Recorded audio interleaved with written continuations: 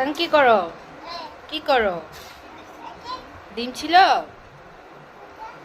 আব্বু ডিমটা ছিলে দেখাও তো। তুমি ডিম ছিলতে পারো?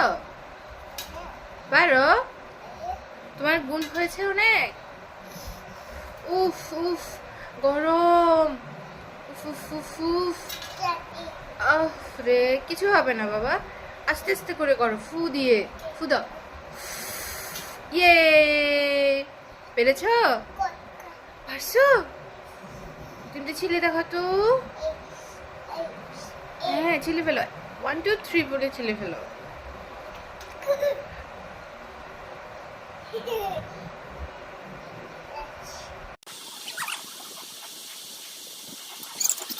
ডিমের খোসা ছাড়ানো শেষ।